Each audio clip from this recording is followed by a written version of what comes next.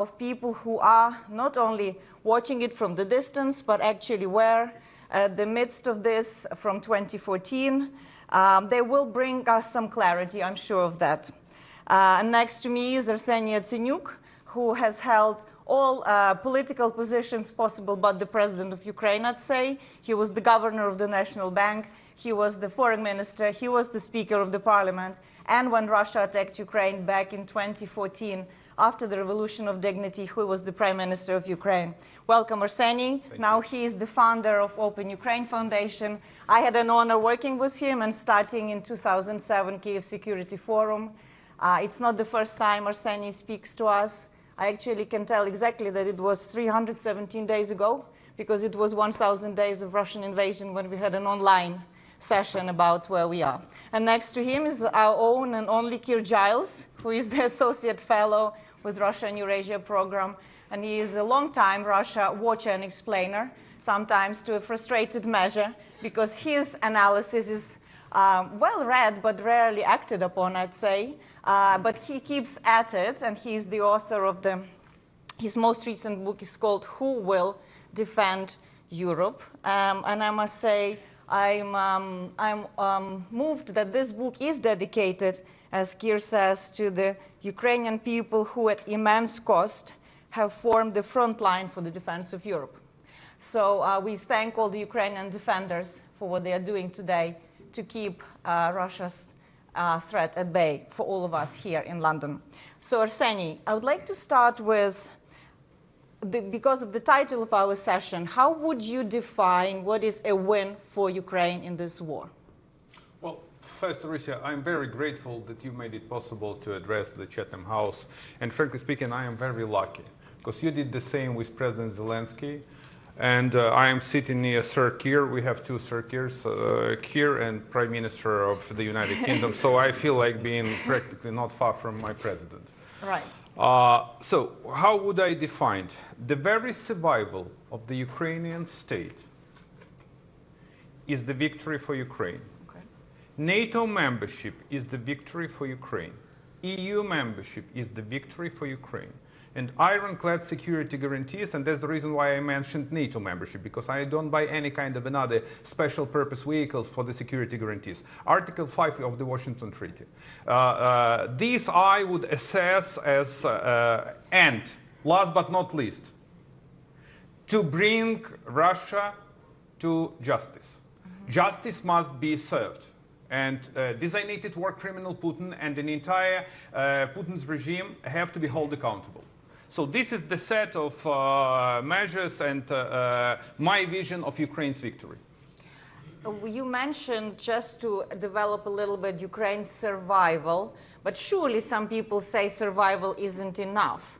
Do you believe that if Ukraine integrates with the European Union and NATO, it will be able to actually, build back better, flourish economically, bring back its people, because it has lost quite a lot. It is taking a heavy cost of this invasion? Well, that's exactly the reason why I indicated both EU and NATO membership. Survival means a flourishing and vibrant Ukraine. Okay. Survival means security for the Ukrainian people. Survival means prosperity for the Ukrainian people and for the Ukrainian economy. So it is a comprehensive definition. But the reason why I mentioned survival, because war criminal Putin, he wants to annihilate Ukraine. So for him, this is a genocidal war.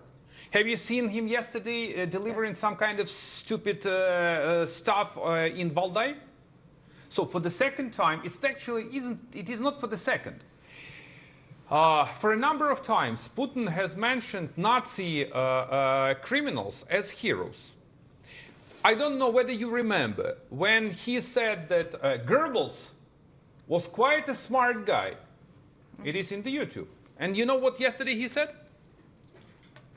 That it is due to Poland, Nazi regime started the Second World War because Polish people refused to cede Gdansk corridor.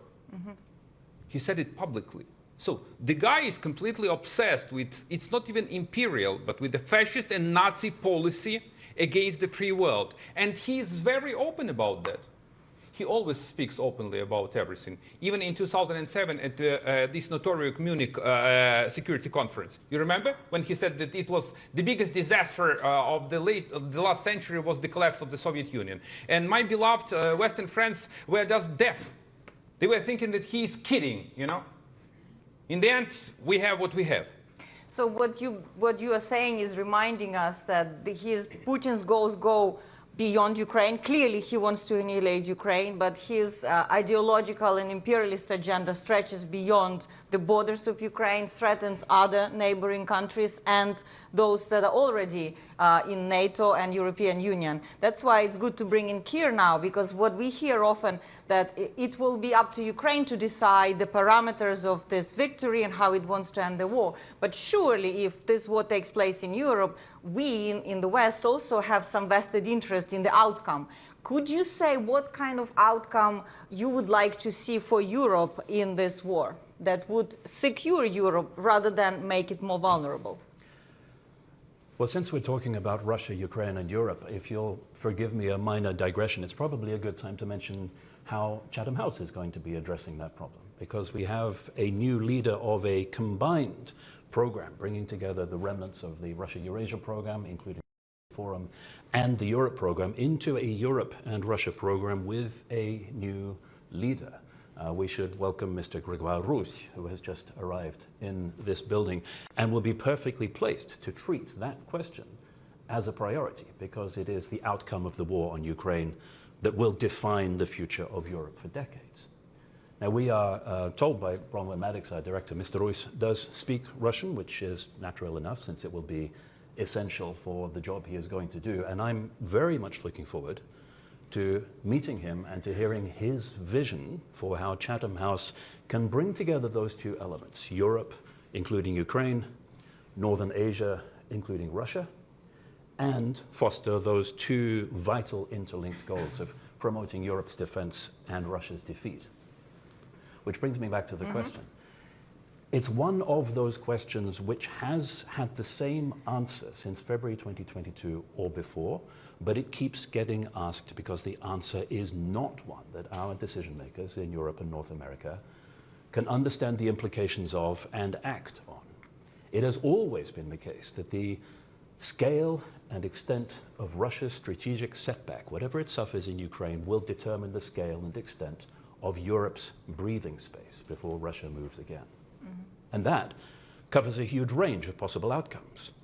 There is the survival of Ukraine, which in itself is a victory when Russia is seeking so hard to destroy it, at one extreme, however you define it, whether it is the full engagement of Ukraine with all of these structures to which it has the right to belong, or simply continuing to resist, to be resilient, to defy Russia. Any of those is a victory.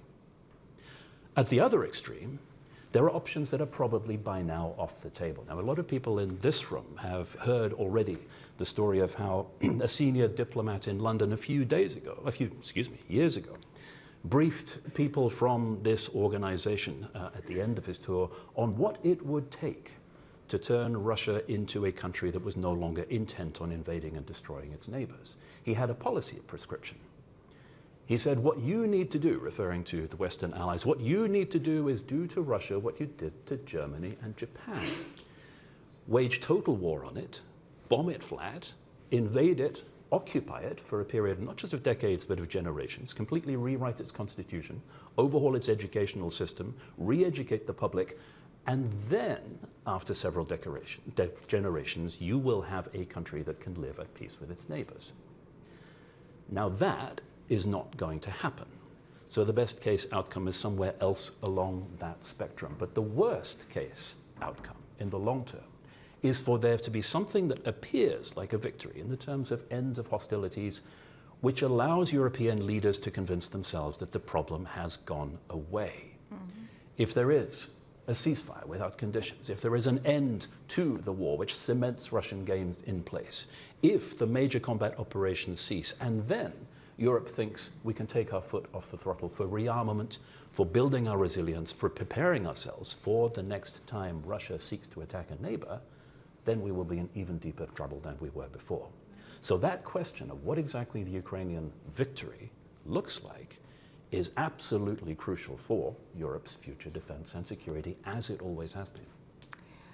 Thank you very much for kind of outlining it. And here I would like to move to the area that has been preoccupying a lot of people hopeful that there could be a settlement, especially when Trump came to office this year. He was very resolute that he wants to end this war, that he'll somehow have this relationship with Putin that will stop the killing of people. I, for one thing, genuinely, he wanted to stop the killing. It's not going according to the plan. And actually, I see the relations between the Alaska summit when Putin was brought out the cold, and now the escalation and disruption of major airports, the drones and the cyber attacks within NATO territory. But if we take for a moment this assumption that that the only way this war will end is through the negotiated settlement with Russia, right? Surely it cannot be defeated, some people say. So Ukraine will have to sit at the table, will have to negotiate with whoever is in the Kremlin. Arseniy, you have spent a lot of time, with Minsk agreements that Ukraine had about 200 rounds after the annexation of Crimea and the beginning of the war in Donbass. Do you believe there could be any pressure that could be put on Putin to actually negotiate in honest way with Ukraine? Well, the first time I met Putin face to face, it was in 2005. Mm-hmm. He has changed, definitely, but the thing is that this is a very cunning, foxy and sneaky KGB operative. And we have to realize, our Western friends have to realize, it is too late to realize. And he plays with the people, he easily scrutinizes them, he reads the psychology of the counterparts, so he's good at that. That's what he was actually studied in the KGB institutions. You mentioned negotiations. Look, give me a break. There is no negotiations at all. Mm-hmm. They've pretended. It was a sham negotiations. They sent a no-name to Istanbul, if I'm not mistaken, to pretend that they are acting in a good faith. And there was only one person aimed at getting this kind of signal. And it was President Trump. So Putin's idea was very clear, to drag his feet, to play all of us, and mainly President Trump, and to do his best in order to avoid the next round of sanctions and in order to avoid escalations with the new US administration. So that's the first point. The second one, you mentioned that there are a number of pundits and folks who say that, look, this war could be settled at the negotiating table via the diplomatic solution. I don't buy it at all. This war won't be settled by diplomacy. And here is the reason why. We are completely irreconcilable. He wants to kill us, and we want to live. Tell me, where could we find the common ground? Maybe we should find some kind of extraordinary diplomat who will provide us this kind of common ground. But I am not sure that he exists on this earth.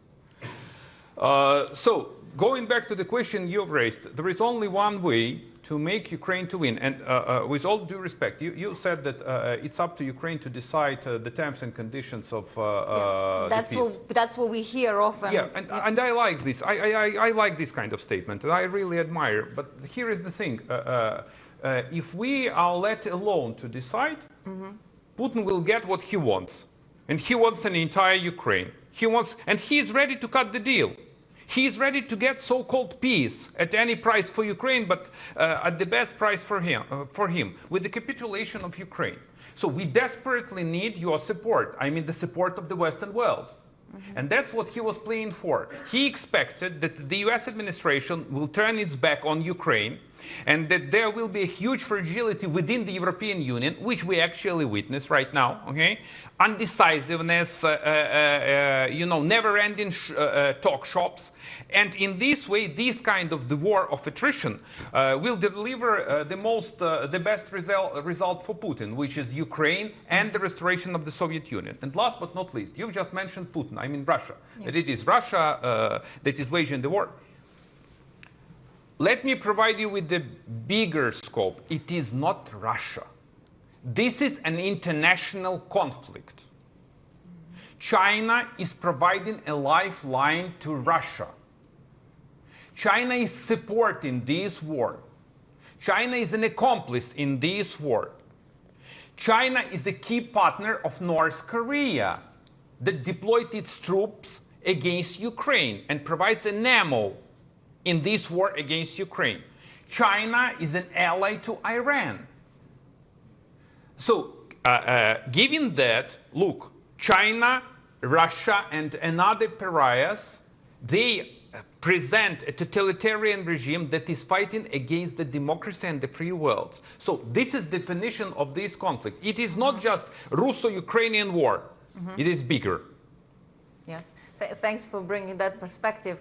And now, if Kira, I ask you the same question, but more building on Arseny's response, how can we change the calculus in Putin in this war through hard power if it's not through negotiations and appealing to the costs that he is already encountering? I remember I was told at the beginning of the war by one of the East European foreign ministers that he thought if Russians would lose 500,000 men in Ukraine, they would end the war. But I said, surely Russians are counting losses more in tanks and in equipment than in men. And we are not inflicting high enough damage to Russia. So what it is that could either deny Russia capability to wage the war or change its calculus? Well, sadly, in spite of all the evidence, the idea that this war can be brought to an end through negotiations refuses to die.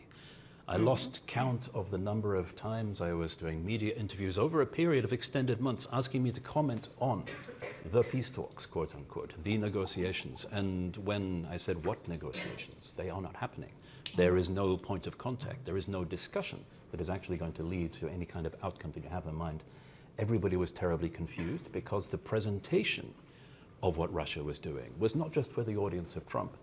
It also was very natural for global media to engage in this process and pretend that something was happening. But it was well before the end of 2022 that the then Ukrainian commander, Valery Zaluzhny, identified that the center of gravity for confronting Russia was, in fact, bringing it home to ordinary Russians, that the war was not something that was being waged on their behalf a long way away for exterminating Ukrainians that we can all cheer and it won't affect us, but would in fact affect Ukrainian society and Russian society. Excuse me, Russian society. And the calculus behind that is that the only way to induce the Russian leadership to end the war is to present a challenge which is a threat to that grip on power of Vladimir Putin. Now, this is something which we see Ukraine developing on a daily basis, bringing home to ordinary Russians that this affects them, for example, by making sure that they cannot buy petrol to fuel their cars. But it's also that is already happening to a degree. Exactly. It's also something which Ukraine's foremost Western backers were trying hard to oppose under the previous US administration, for example, that had reached the conclusion, partly as a result of how Russia was presenting this war, reached the conclusion that it was more dangerous to allow Russia to be defeated than for a neighbor of Russia to be destroyed. And that is still a mental block that it is hard for some backers of Ukraine to overcome. Is it possible to defeat Russia? Of course it is. Will people do it? That's a whole other question.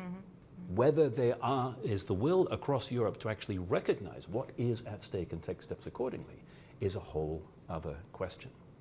Now, we know what Russia is concerned about. Let's look at what's been happening in Denmark over the course of this month. Denmark identifies what it is that deters Russia, long-range precision strike to hold at risk things that matter to Russia. Russia has hysterics as a result. Starts the nuclear threats, and then a few days later, drones mysteriously appear over Copenhagen Airport. We know this matters to them because not only of the concepts of deterrence and war termination that they have written about at enormous length over the previous decade, but also how they react when it happens. So it can be done. The question is, will it? Yeah, and just to bring in the question from James Nixie, the former director of Russia and Eurasia, he says, good morning to all of you, gentlemen and ladies. And the question is a bit hypothetical, and he understands that, you know, it's a speculative alternative history, but what might have been what would our world look like today if Ukraine were provided all the necessary military kit, the Taurus tank-stopping landmines, air protection, possibly the Sky Shield that there has been a discussion a lot. Could we be bringing Ukrainian victory closer? Well, let's take it back even further than that. Because what if in October, November of 2021, when Western powers were fully aware what Russia was planning, they had decided, instead of deciding that there was nothing they could do about it, to actually do something. Yes. If there had been the kind of support for Ukraine that was designed to deter Russia from attacking, as opposed to the endless diplomatic processions to Moscow to try to cajole President Putin out of doing something that he had his mind set on by saying, we know exactly what you're going to do, but we're not actually going to do anything to stop you, then we could possibly have had the start of the process, the long process of turning Russia into a country that is deterred and has had boundaries set for its behavior. And that is the only way we are, over the long term, going to remove the only hard security threat to the European continent. But instead, that process did not start, and so Russia continues the pattern of its post-colonial wars, bringing it what looks like success on Russian terms. Until that changes, this will never stop, and until Russia itself changes, we are always going to have this problem. And that actually, I want to bring Arseniy because I would even go further to October 2021, but to a spring of 2014, when Russians invaded Crimea in the first place. And we do know now from open archives and sources that Americans were openly dissuading Ukrainians from mounting resistance, and the price that Russia paid for that great transgression of international law was non-existent, to be honest. So, I mean, Arseniy, what do you think at that time, back from 2014 to 2021, was stopping Western partners of Ukraine, if you can call them like that, to actually see that if Ukraine is not armed, you remember the whole discussion about whether Ukraine shouldn't be given lethal weapons. We are far away from that, but it was the case. Could Ukraine be given lethal weapons to defend itself? This was a legitimate question all over the media. What did you hear then from Ukraine, from Berlin, from Paris, from London, and how did that lead to where we are today? You know, I admire all these ifs and buts, but here is the thing: we don't have the time machine. So we can draw the lessons out of what has happened a decade ago. Because let me remind you that this war has been going on for 11 years, but not for 3.5 years. Putin illegally invaded Crimea in 2014. And there was no political will on the side of our allies to provide Ukraine either with a lethal weapon or to give a real membership perspective in NATO for Ukraine. I was the Speaker of the House in 2008, and I hosted the then President of the United States in Kiev, who did everything in order to get this map. But in the end, in Bucharest, we were refused to get map for Ukraine. Membership action plan for NATO. Yeah, membership action plan for NATO. It's a kind of entrance to NATO. What happened in the end? Putin invaded Georgia and moved to Crimea and to the east of Ukraine. So let me put it this way. We are well aware this inconsistency and a lack of guts and balls drive us to the situation where we are right now. Right now, we are at an inflection point. The price is skyrocketing if we waste the time and if we drag our feet. So here is the lesson. If the West decides, I mean the West, the US administration, the European Union, and the UK, and I really commend the United Kingdom. Yesterday I met your former Chief of Defense, Admiral Radakin. Your decision to provide Storm Shadow missiles and Challenger tanks to Ukraine was a sea change. It was a game changer in the decision-making process of the entire West. So here is the thing, what is needed?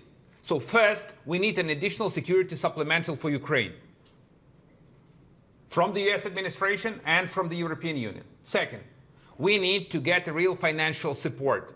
The budget gap is around $170 billion in the forthcoming 3 years. Fourth, we urgently need to increase the military production capacities, both in the European Union and in Ukraine. We make cheaper, better, and quicker, I mean in Ukraine. So please give us cash in order to provide Ukrainian military with the necessary ammo.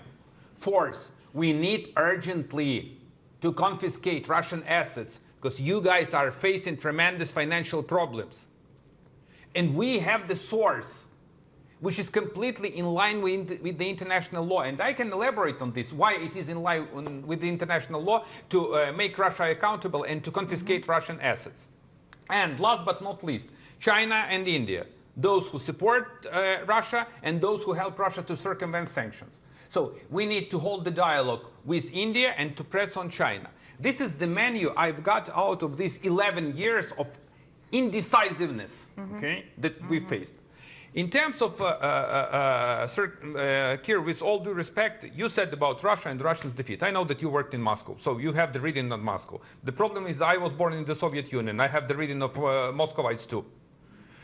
So we have to realize that Russia is not the normal state since 2014, because we are still applying all these patterns of the institution, flag, state anthem, democracy, elected government, Duma. Look, from the time Putin blatantly violated an international law and illegally annexed Crimea, even starting with the Georgia, it became a mafia-style state, chaired by KGB operatives. So, as of now, this state is completely on the war footing. He isn't eager to accomplish this war because in case if he get any kind of ceasefire or peace deal with Ukraine, this will be a clear-cut threat to him personally. Yeah. That's the way dictators live. And we have to realize this. And we still look at Russia as, look, it is the country, it is a P5 member, they created the UN, that it's not no longer. So we have to look at Russia as a warmonger, as a mafia state, which has nothing to do with the real, I mean, normal country, with the normal institutions. Because Putin always used these kind of misreadings.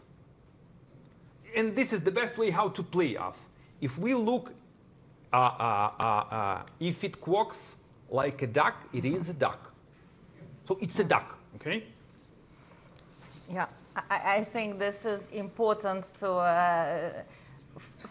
have a clarity of judgment to call the spade, like you're basically saying, because part of the narrative power of Russia, which some people are already aware of, previously it wasn't so much even aware of, is in playing with our perception of reality and trying to convince us that perhaps their reading or their version of reality is more correct. And I think this is the danger where Trump is, in a way, where he was validating Putin's version of events, Putin's interpretation of Russian invasion of Ukraine, that, I'm sure will come up in questions. But Kir, would you like to add more things to Arseny's list of what do you want to see, or what should we be watching to know that things are moving in the right directions for Ukraine, or perhaps being warned of that things may deteriorate in the future, near future? I'd like to actually respond to that, not quite with a laundry list, but instead with an underlying principle that I still think we need to apply in a lot of capitals in Europe and in Canada and around the world. Because let's not forget that although this is a global conflict, it is not just in Europe and North America, that there are democracies that stand for the rules-based international order and want to arrest the slide into that global conflict that we're seeing. We regularly interact with colleagues from countries like Japan, Australia, North Korea, South Korea, looking for... They did it. up in North Korea. You're right. Yes. Looking for ways in which these countries can come together to protect their shared interests, and then realizing with a certain amount of bemusement that there is limited engagement with Europe for understanding the problem and then doing something about it. But I think that in itself is a symptom of the problem that I'm coming on to, which is overcoming the mental capture of past ideas of how Europe works. The mental capture of this picture of Russia that has been so successfully sold despite being so different from reality. The idea, in particular, that Russia is too powerful, too unpredictable, too dangerous to be confronted, and that it is impossible to defeat or deter Russia, which is an idea that is still deeply rooted in a lot of the conversations we have about possible futures for confronting Russia, because it has been built up over so many decades. And it doesn't matter how much evidence you bring from past performance, not only of the current leadership, but of the country through decades and centuries, it is still deeply, deeply embedded. So it is a case of changing not just minds, but mindsets, changing assumptions about, first of all, the scale and nature of the challenge and how bad it will be if Europe and like-minded friends around the world do not respond.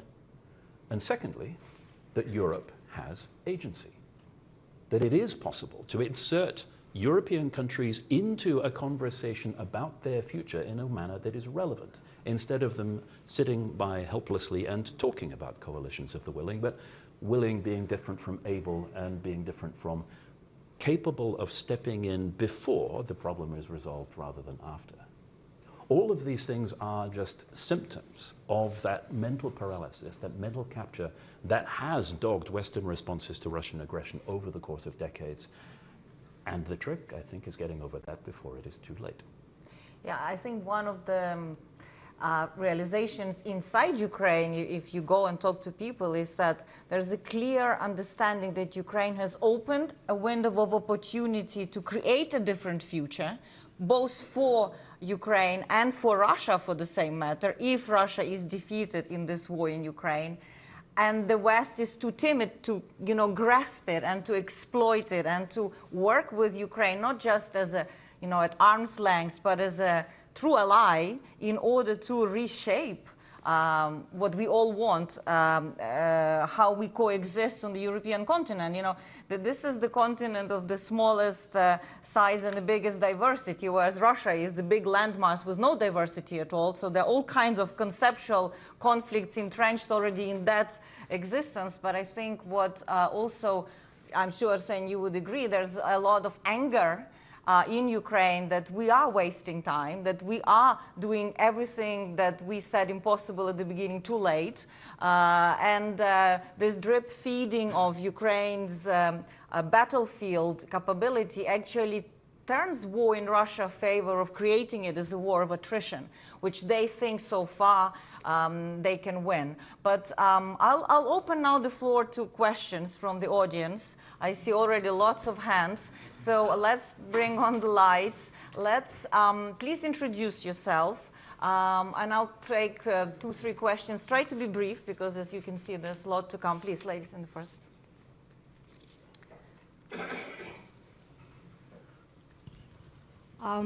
Thea Tutberidze, King's College London, War Studies Department.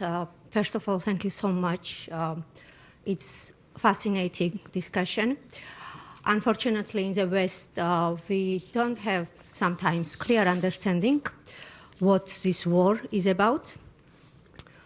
I would like to point few things from the discussion. I remember long ago when the war started, full-scale war, I asked questions, one of the panelists here, about Russia's defeat, and answer was, no, we don't want to defeat Russia.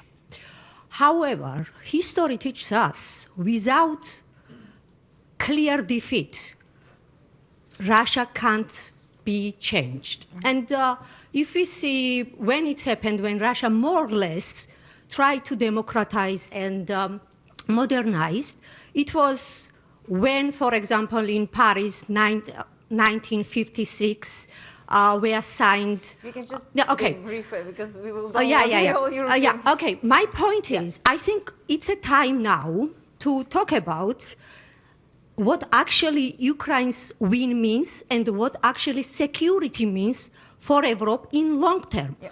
Because without Russia's political and not only military, but political defeat, we would not have any peace in long term in the future in Europe. Yeah. Because Russia is not only the country state who can deal with it. It is imperialistic nations. I think we well taken the point. So do you think, Yes? do you think in the future we can see different new countries inside the Russian Federation? Because we know there are more than 28, 30 different nations occupied historically by Russia.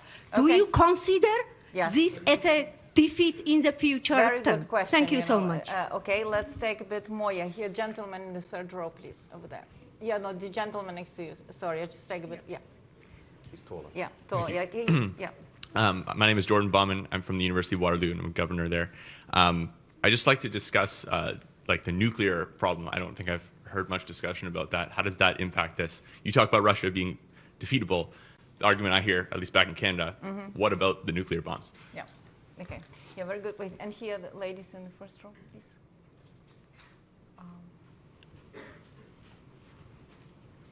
Thank you. Thanks. Latika Burke from the Nightly Australia. I just want to pick up your point on this being an international war and China's involvement. What does that mean for a global response? And actually, doesn't that hamper Ukraine's efforts? Your own government is not that forthright when it comes to China compared to, say, Russia. And actually, the involvement of China in this means other countries who may understand the threat of Russia are more reluctant to get involved if it means China, given their own trading relationships. Thank you. Okay. Well, excellent. The big diversity of questions. So what may happen inside Russia with the de-imperialization of its own proper territory, nuclear, whether it stands on the way, and China? Maybe we'll start with, I don't know, Kir? Sure. I'll try to keep this super brief, although there's a lot to talk about, lots. especially in the first two questions. Taya, thank you for agreeing violently with us. The fragmentation idea, Russia will break up if it's defeated, and the nuclear idea, Russia will lob nukes if it's defeated, actually have something in common. It is a myth that has been very successfully sold to the world by Russia, because there are different constituencies that link those two arguments together, and they've been an incredibly powerful tool for Russia, deterring anybody from getting in Russia's way. The idea that, that Russia now replicates the circumstances of 1991, and if you do cause Russia to suffer a strategic setback, it'll break up into mini statelets or warring parties, all of whom have nuclear weapons, and it's a disaster, is not based on fact, because none of the circumstances that applied then pertain. But it's very satisfactory to people who want to argue you can't defeat Russia because it's too dangerous, or if you want to tell Russians the outside world is conspiring to destroy and fragment us, and therefore we need to fight this war even harder. And so it's been sold to different constituencies, and it's self-perpetuating. On the nuclear side, Jordan, the reason I didn't mention it is because it's not relevant, which surprises a lot of people, just as it surprised you. There were some questions related to that online. Could at talk least about this two. forever. Let me, instead of spending the remaining 22 minutes on that topic, which I very easily could, point you to a Chatham House publication from March 2023 called Russian Nuclear Intimidation and How It Shapes Western Policy. And if you still have questions after reading that, do please ping me. Okay. Arseniy? You are so smart, not like we politicians. I fully share your take. So Next time you'll go first, so you don't have such an easy time here. So here is the thing. I don't have crystal ball what's going to happen to Russia. But I know for sure that the only chance to change Russia is to make Ukraine win, period. If Ukraine wins, this would bring dramatic changes in Russia. This, not a chance. You think it will change? I strongly believe that this will definitely change Russia. In what direction, that's another issue, okay? Yeah. But this will bring real changes in Russia. In terms of nukes, here is the thing. I fully share your take. Putin is bluffing. But there is one problem. These lunatics, they have nukes. And if you have nukes, you have so-called button. And if you have this so-called button, there is a minor chance that this bunch of idiots can press the button. The good thing is that China is doing everything to tie his hands. It's not in the interest of China. The same goes with the Americans. And my message to you, I mean to the United Kingdom, and a similar message to France, folks, you are the superpowers. You just underestimate yourself. You have military, cash, resources, economy, and nukes. So why the hell we are scared of Putin? So to put it in a nutshell, yes, he has nukes, but I believe he is bluffing. We have always to be vigilant, careful, but he is bluffing. And that's the very thing that he was playing with the US administration. Just reaching out to the White House under Biden administration and under Trump administration with this nuclear cyber rattling. And that's the reason why the previous administration dragged its feet, but at least delivered support to Ukraine. And I hope that administration will do at least something, because we are still getting the support from the US, but from the previous appropriation package passed by the previous House. And in terms of China. Look, I am not an expert in China. I never comment on the stuff I don't understand. But what I do really understand is that China wants to create a new global order. And it is so obvious for me. It is as plain as the day. Look, they have 1.4 billion people. They have nukes, they have army, they have cash. They've been humiliated by the Western-led order, but in the last 2 decades, they made a tremendous progress due to this Western-led order. So that's the reason why I don't buy these kind of statements, negative statements about the Western-led order.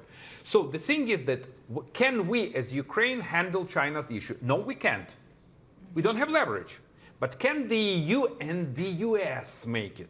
Absolutely. If you guys present one united front, and if you either negotiate or press on China together, you have a vast majority of different tools. Yeah, I'll take a few questions from here. Ben and then Dom. Yeah. Thanks very much, Arissa. Ben Hall from the Financial Times. A lot of the discussion so far has been on what the West and Ukraine's allies need to do to make the war winnable. But I have a question for Mr. Yatsenyuk. What does Ukraine need to do, and particularly on the issue of military leadership, political leadership, to make the war winnable? Thanks. Thank you. And here, I'll give it to Dom. And then over there, please, in the front row. Yeah. Thank you. Dominic Nichols from The Telegraph. Donald Trump can't stand President Zelensky partly because he didn't come up with or invent some dirt on Hunter Biden. How much of an impediment is President Zelensky now to a better relationship with Donald Trump? And here, the last. From a private member of Chatham House. You correctly said that Putin is never hiding his plans. He's very open about his plans. He says he will do it, he does it. What about his plans of this incursion in Europe? Cyber attacks, drones. What's his ultimate objective of this plan? What is his plan? What does he want? And how far can the West wait before responding? And what respond would mean without triggering the Third World War? Yeah. Okay, very good. So we'll start with Ukraine domestic. Very good question. If Ukraine has an agency, it is fighting. It has also a to-do list. What is it inside Ukraine? This time, could you No, switch this question to you start. No. He's doing better. Okay, here is the thing. I do understand what are you asking about. You're asking about the domestic political cuisine in Ukraine. Am I right, folks? Or Mobilization. Correct. So economy. Let me put it this way. I will start with my president. Okay, we are frenemies with my president. But I support him as he is the commander-in-chief. And we have to rally around the flag. Ukraine's democracy is not flawless. Far from that. The same goes with the British democracy. And we are under the martial law. And I've got the latest polls just before my trip, I asked Razumkov Center to conduct these polls. Could you imagine that the majority of Ukrainians still believe that Ukraine is a vibrant democracy? Yes, the numbers went slightly down, but we managed to maintain around 60%, 65% of those who strongly believe that the Ukraine is a democracy, and more than 80% believe that Ukraine will be the vibrant democracy after the war. So, what is needed? We need a very strong political unity in Ukraine. And we have to maintain this political unity. And I wish my president and the government to do their best in order to get everyone on board in this fight against Russia. So we are not allowed to have any kind of fissures or being at loggerheads inside Ukraine. This is the very thing that Russians were always playing with. And I do remember this in 2014, 15, and 16. And this was one of the reasons why, for the first time in Ukraine's history, I was the first prime minister who resigned voluntarily. One can say that I'm an idiot, okay, maybe. but for the sake of the country. So it is important to maintain this kind of political stability. The second one, it's about the morale of Ukrainian people. Once again, under the latest polls, 74% of Ukrainians still believe in an unconditional military victory over Russia.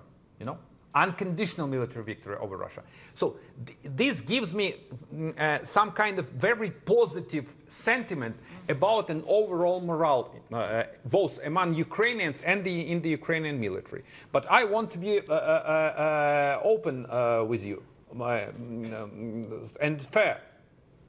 We are tired, sir, and we are exhausted. We are not broken, but that's not an easy thing. Being at the state of war for 11 years and being under never-ending barrages of missiles for 3.5 years. And it affects even psyche, you know. The third issue, what is needed? We need we need to underpin Ukraine's economy. We can't do it without you. Just no way. Ukraine is to spend around 60% of its budget for the military expenditures for the next year. And this year we expect around 50%. 50% of everything we are spending in Ukraine goes from the either grants or loans from our Western partners. So political and social stability are needed. And good governance, okay, which is very important. Strong and good governance. Professionals running the country. We need to have guts and to stay resilient and to be on a very high, I would say, on the strong side of the real morale. Because if we are getting into any kind of gloomy sentiments, this is another way how to defeat Ukraine. And that's Putin knows very well as a KGB operative. Zelensky and Trump. You are well aware about this dressing down in the White House. Okay? I don't want to go back to what has happened. I wish it would never happen. And frankly, I don't want to comment who is to blame. Okay? But the thing is that my president did everything to get along with President Trump. And your prime minister, your advisor to your prime minister, president of France, they participated in this kind of peacekeeping operation. Mm-hmm. Mediation. It sounds better, mediation. There was an open war. And the reason why I'm telling you this, because look, it was obvious there were different ideas in the Oval over how to prosecute, over how to work with Ukraine, whether to turn its back on Ukraine and to wash its hands, or to be engaged. And the first case scenario was more, I would say, viable rather than the second one. As of now, we have at least verbal U-turn of the United States president. But this verbal U-turn have to be underpinned by actions. That's what I expect to see. And incursion in the EU. Yeah, maybe we'll give Kier the chance No, to. I have to. No, Okay. with all due respect.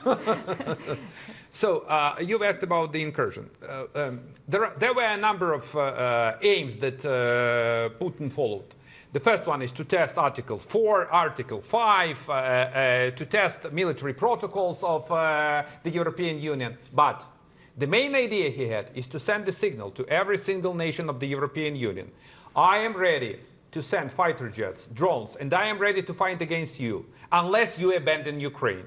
My message to you, if you abandon Ukraine, he's gonna send everything, fighter jets, tanks, and his military to your sovereign soil. Kier? Just briefly, please forgive me, but the way you phrased the question is a perfect example of the result of the kind of mental capture that I referred to. It's not just you. Our policymakers also have been asking, if we confront Russia, does that not risk World War III? It's the wrong way round. It is through not confronting Russia, not setting boundaries, that we have arrived in the position of intense vulnerability where we are now, where it turns out that despite decades, 1 decade, of warnings that airports are vulnerable to hostile UAV operations, European airports don't have countermeasures. Despite years of rearmament in Poland, trying to learn the lessons from the war that is happening next door, there's still not an integrated air and missile defense system ready to cope with drones. Despite the cyber attacks, the arson, the sabotage across Europe that has been going on, not since the start of the war, but for much longer, for decades, there's no response from European capitals that actually appears to make a difference, except in very single isolated circumstances. All of that has its roots in this idea that Russia somehow is a force of nature, something that you have to live with, as opposed to run by people whose decision-making can be influenced. Yeah. And actually, that I want to bring in Moldova, where I think there's a reason to celebrate something that Moldova resolutely countered Russia interference and exposed that it's not that Russia is so strong and powerful, it's because previously they had the free passage through electoral systems, through political corruption, through energy, and if you counter that, you actually can defend your country. So that is the good news of this week in Moldova. But let's take a few more questions. A gentleman there, and then I've seen a hand, the lady here. Yes, please, go ahead. Thank you very much. My name is Human. I'm a PhD researcher on financial crime with focus on Russia, China, and Iran. There are indications that some European and post-Soviet states continue to provide financial channels enabling Russia to evade sanctions. How should Ukraine and its real partners respond to what many see as hypocrisy with the international coalition? And I want to say Slava Ukraine. Thank you. Thank you. Okay, very good. Thank you. The lady here. Yeah, in the second row, please. Yeah, I'm sorry. I cannot take all questions. It's good to see such a good interest. Thank you. Hi, my name is Asia Bakum. I am a former BBC journalist and also with Global Diplomatic Forum. I have a question about specifically Trump was overheard saying that Putin wanted to make a deal with him. Can you just elaborate a little bit on what that deal is? But also,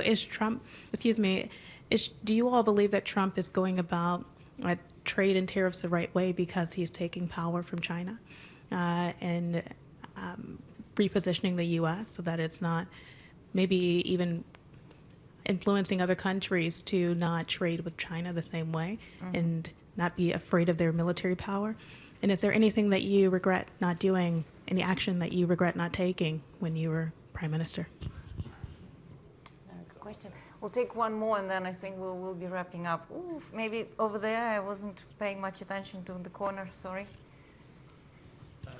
Thank you. Rohdumin Vonsavich, Associate Professor, University College London. What are your views on the changes to the deep and comprehensive free trade agreement with the EU? And how do you think the EU is faring in bringing in Ukraine into the single market prior to its official accession to the European Union, and how it's strengthening Ukraine's economic resilience?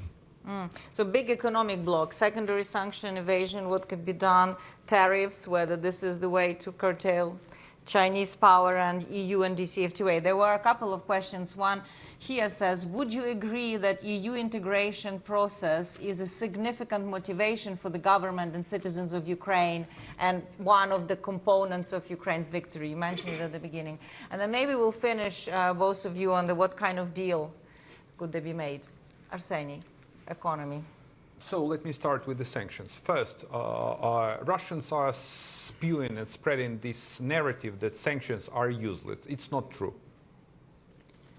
One expected that as sanctions is to be imposed, Russia's economy will collapse. It's an exaggeration. Look at North Korea, Iran, even Cuba. But the thing is that in the long run, Russia right now is paying the price and will pay the price. But the thing is, the biggest, I would say, problem that we are facing right now is that Russia still has an ability to finance its war chest with the hydrocarbons. Look at the numbers. In the last 5 years, Russia's budget revenues from the hydrocarbons are practically flat. It's around $130 billion per year. This is the same amount of cash Russia spends for the war against Ukraine. Yeah. And the reason is very clear, that all these sanctions that have been imposed on the Russian oil and different types of ceilings, they are not efficient. What has been effective? That Russia has been deprived of the primary market of hydrocarbons in the European Union. It is really effective. So what needs to be done? Look, we can do it. We can just sanction all Russian refineries, all those refineries and all the companies that purchase Russian oil. And there is an ability, we have even technical ability to do it via the American banks and European banks. The idea that President Trump launched against, not an idea, an action that President Trump took against India is not the best one. I believe that it's better to cooperate with India and to incentivize them to buy US oil rather than the Russian one. And Americans have a lot of leverage over this. So in terms of sanction and what is needed, we need actually to double check what's really effective and what isn't. So we need a joint body in the European Union and in the United States. And there is no this kind of body, experts and analytical folks who are able to figure out whether it is effective or no, because as of now, Russia is the most sanctioned state in the world. Russia's economy is nosediving, okay? It is nosediving. But they still have resources to prosecute the war. I want to be very clear about that. In terms of Putin's Trump deal, the question you raised about President Trump, look, I will not comment on my beloved President Trump as I am heading to DC. Yes. Are you having a meeting with him? Not sure. But it seems that there was a kind of misreading of President Trump of Putin. So he expected that he can easily cut the deal with Putin, just to chat, to talk, and to convince him. That's not the way it works. It is not a trade deal. Putin is not prosecuting any kind of economic war. This is the mission of his life, because Putin lost Ukraine a number of times. In 2004, they lost Ukraine in 1991, when Ukraine declared an independence. Then they lost Ukraine in 2004, when Putin 3 or 4 times, 2 or 3 times, congratulated the pro-Russian President Yanukovych. But in the end, he failed, okay? They lost Ukraine in 2014, and they lost Ukraine in 2022. Yeah. So it is a personal trauma for Putin. I mean, Ukraine is a personal trauma. And he's very vengeful as a person. Yeah. He's not a good guy. Yeah. No. So you know, and the thing is that Trump really wanted to get some kind of concessions and to cut the peace deal and to get the Nobel Prize in Anchorage. But what he got instead, Putin played him. Putin actually tried to humiliate him. And that's what was happening. So I hope, fingers crossed, that my beloved President Trump has realized this.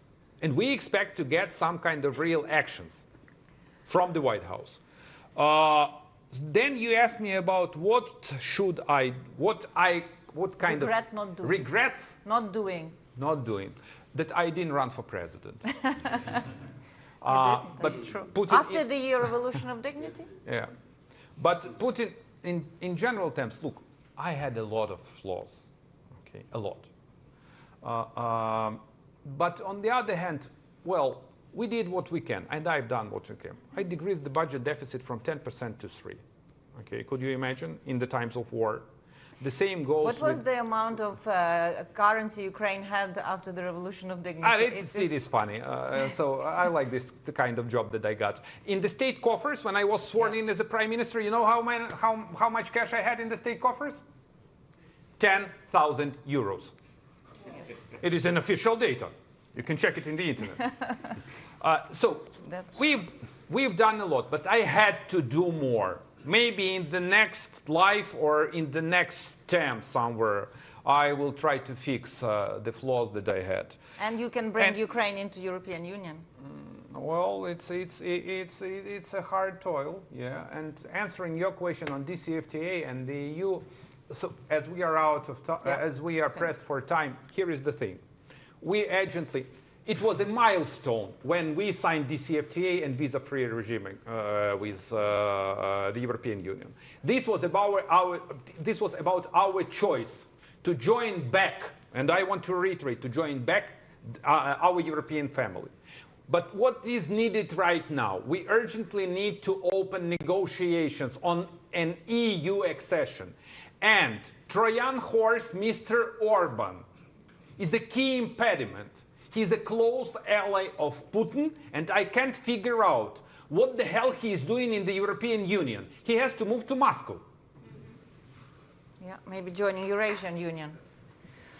Kier, would you like? Still have time? Yeah, we can just for you to wrap up on the deal, because I think that's something people are expecting or falsely expecting. Well, sadly, it doesn't matter. Yeah.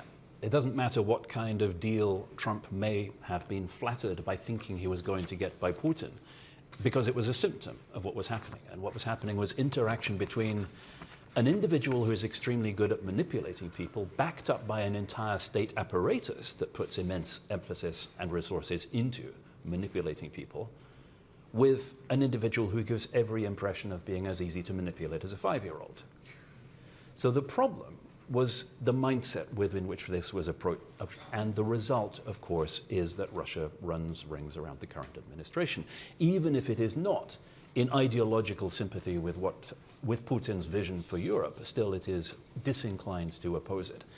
But, of course, there are opportunities and advantages there, and we've seen from the behaviors of this administration how it can be turned to European advantage. If we see that Qatar, for example, can get a unilateral guarantee of security from the United States simply by giving a second-hand aeroplane to the president, there is a proposal, one of the best proposals that I've seen for ensuring that US forces continue to be allocated to the defense of Europe, specifically air defense. And I would really like to know who came up with this idea in the first place, but it's a beautiful one. Build a Trump Tower in every single European capital, It will be defended and then by US the Air future Force. security of Europe will matter to the United States. Here you go. I think that...